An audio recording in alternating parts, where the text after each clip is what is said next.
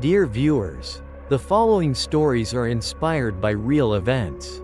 However, the names of the characters have been changed to protect privacy. Story 1. The Haunted New House. The Perron family, whose real name is the Arnold family, consisting of Roger, Carolyn, and their 5 young daughters, Andrea, Nancy, Christine, Cindy, and April, moved to an old farmhouse in the small town of Harrisville, Rhode Island, in the winter of 2013. The house looked very charming with its classic architecture and the spacious land surrounding it. Roger and Carolyn were both very happy that they had finally found a place big enough for their entire family.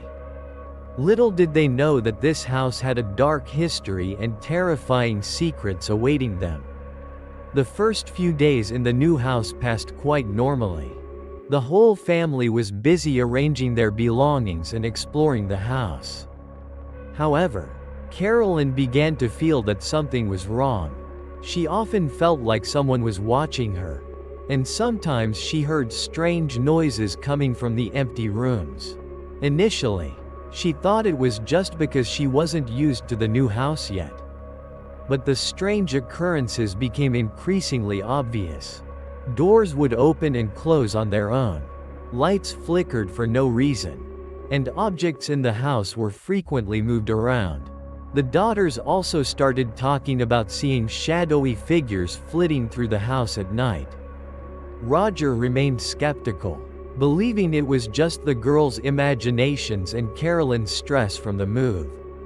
One night, while Carolyn was doing laundry in the basement, she felt someone touch her shoulder. She startled and turned around but saw no one. Immediately after, she heard a cold, whispering voice right in her ear. "Get out." Carolyn was utterly terrified. She quickly ran upstairs and told Roger. This time, Roger began to feel worried. He couldn't deny what Carolyn had just experienced. In the following days, the supernatural phenomena in the house became more intense. Strange noises occurred more frequently. Objects were thrown around, and the temperature in the house often changed abruptly. The daughters became increasingly scared. They were afraid to sleep alone and often cried out in the night.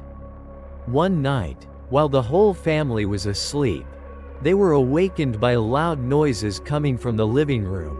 Roger took a flashlight and went downstairs to check.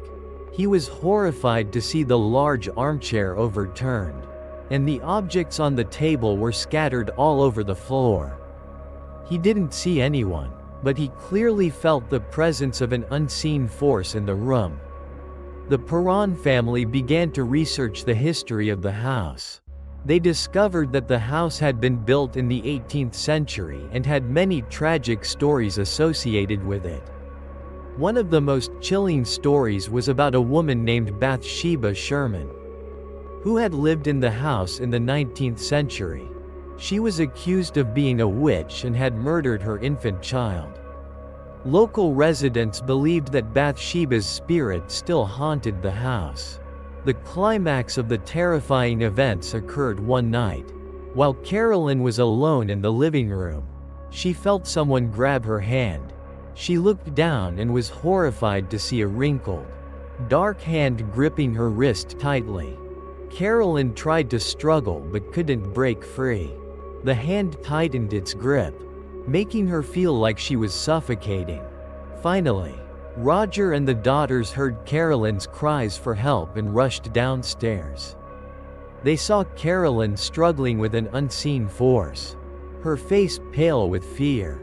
After that terrifying night, the Perron family had no more doubts. Their house was truly haunted, and they were facing an evil force. They decided they had to seek help from outside.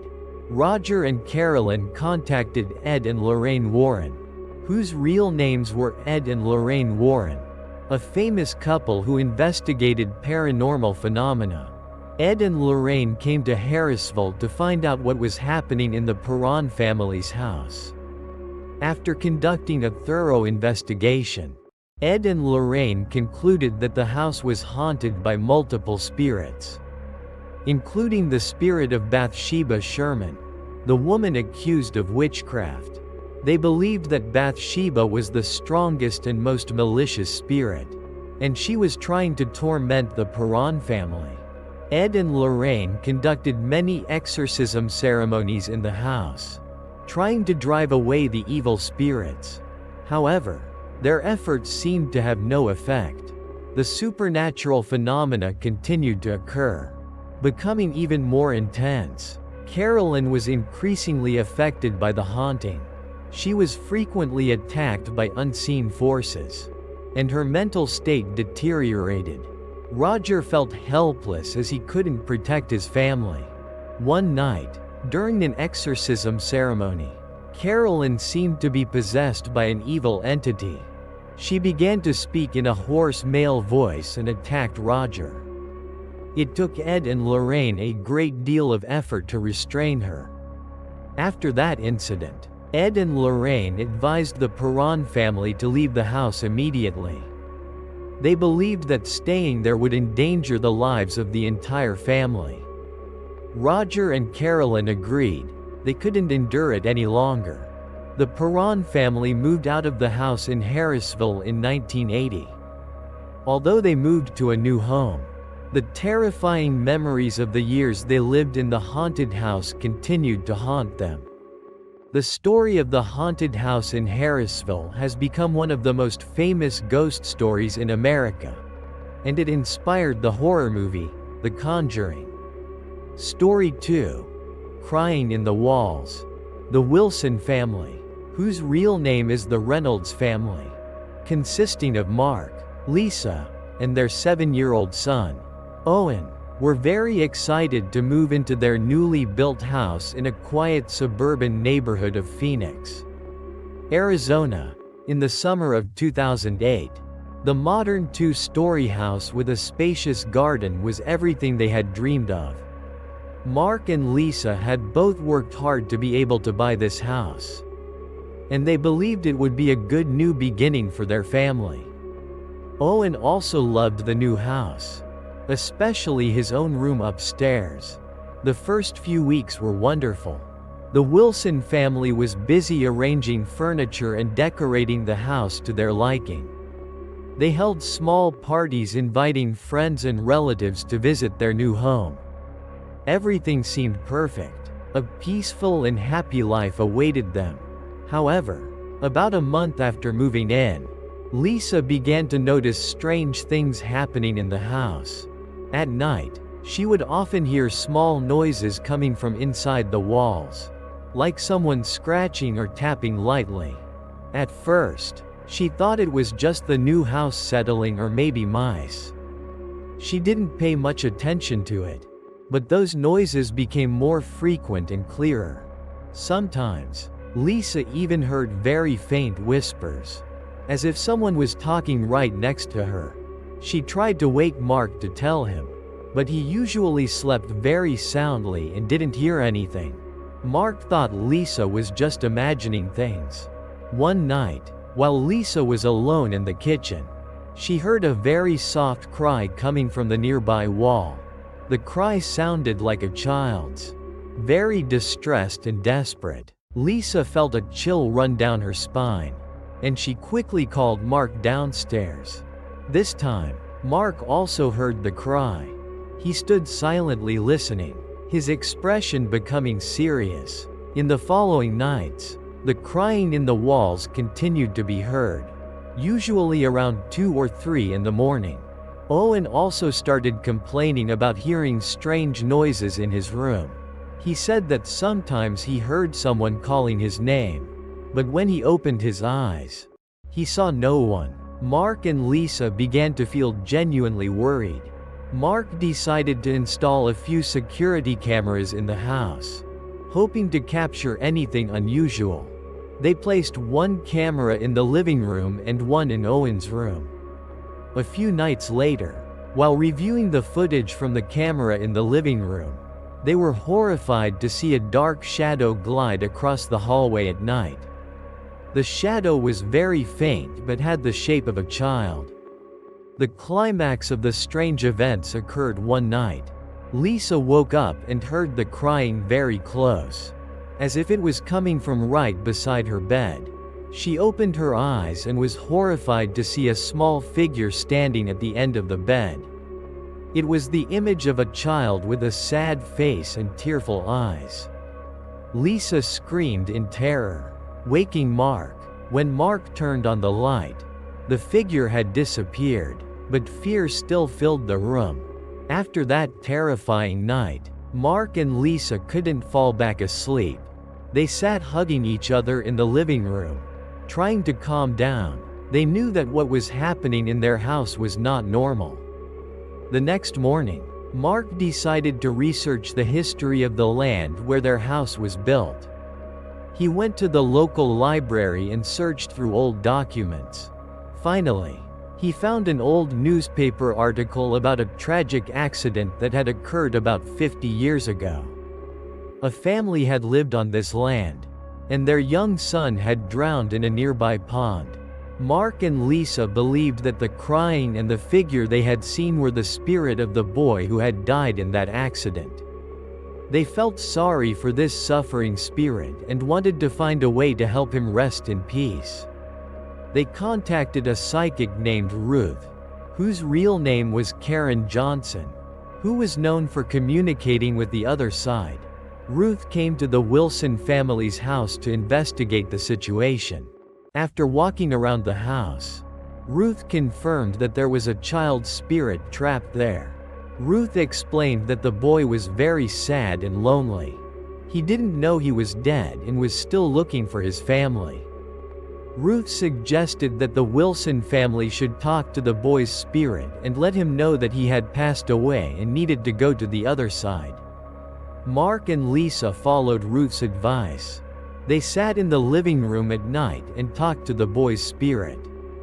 They told him about the accident years ago and said that he was no longer alone. They promised to always remember him. In the following nights, the crying in the walls gradually became softer and less frequent. The child's figure also no longer appeared. The Wilson family felt relieved and hoped that the boy's spirit had finally found peace. A few months later, Mark and Lisa decided to build a small memorial in the garden to remember the boy. They placed a small angel statue and planted flowers that they thought he would like. From then on, the Wilson family's house became peaceful again, and they believed that the boy's suffering spirit had finally found rest. Story 3. Darkness in the Remote House. The Miller family, whose real name is the Peterson family, consisting of David, Emily, and their 6-year-old daughter, Olivia, were very excited to move into their newly built house in rural Montana in late autumn of 2017.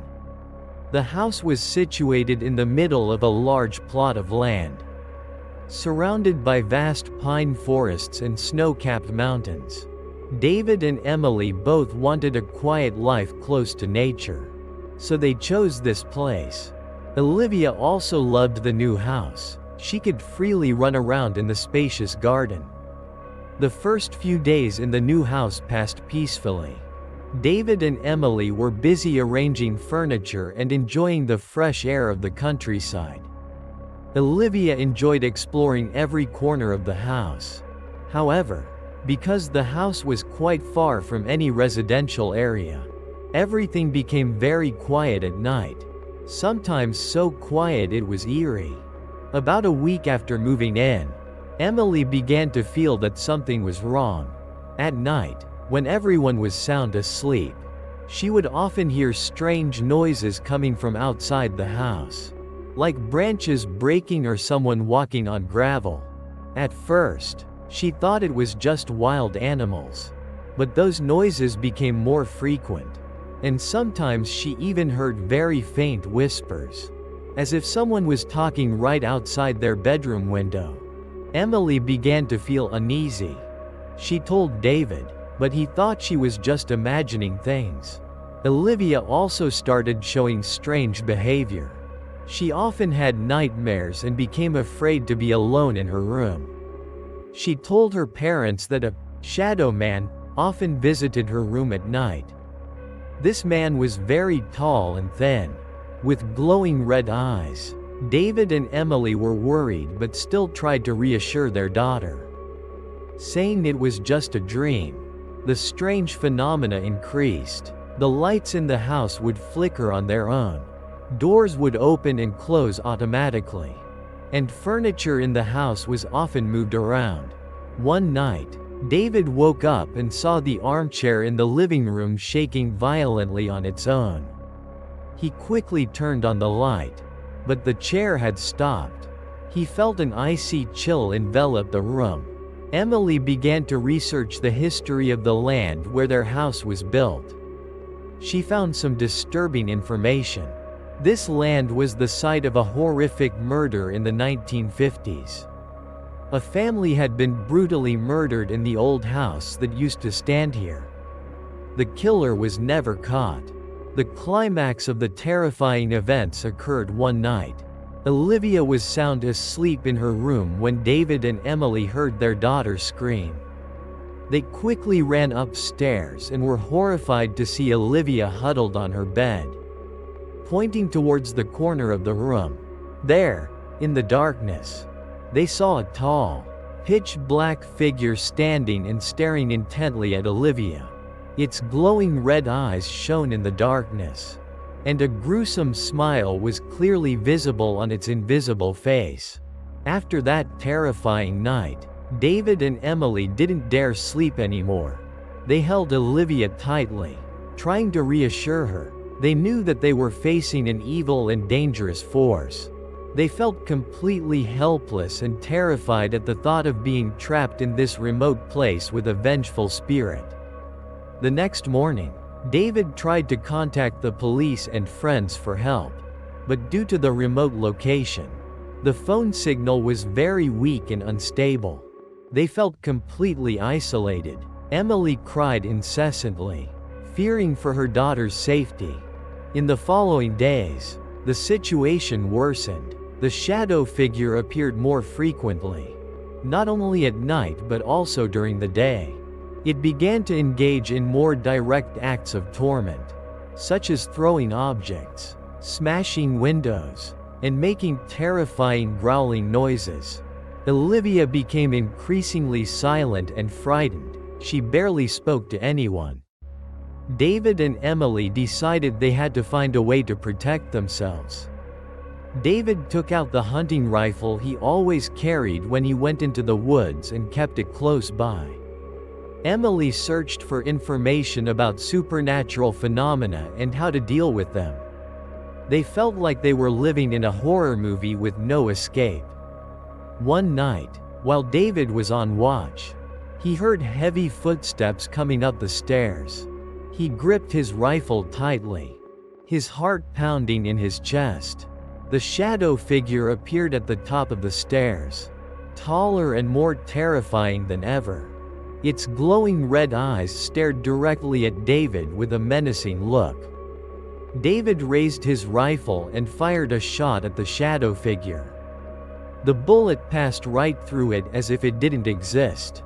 The shadow figure roared angrily and lunged at David. He tried to fire a few more shots, but it was all in vain. The shadow figure grabbed David and threw him violently to the floor. Emily heard the loud noise and quickly ran out. She was horrified to see David lying unconscious on the floor, and the shadow figure standing right next to him, preparing to attack Olivia, who was hiding behind the sofa. Emily had no other choice. She lunged at the shadow figure with all her might, holding a crucifix she had found earlier. When the crucifix touched the shadow figure, it shrieked in pain and recoiled. A blinding white light emanated from the crucifix, causing the shadow figure to gradually vanish into nothingness. After that, everything went silent again. David slowly regained consciousness and hugged Emily and Olivia tightly. They knew they had won. But the terrifying memories of the days they lived in that remote house would forever haunt them. They decided to leave that house immediately and never return. If you want to hear more true horror stories, don't forget to subscribe to my channel.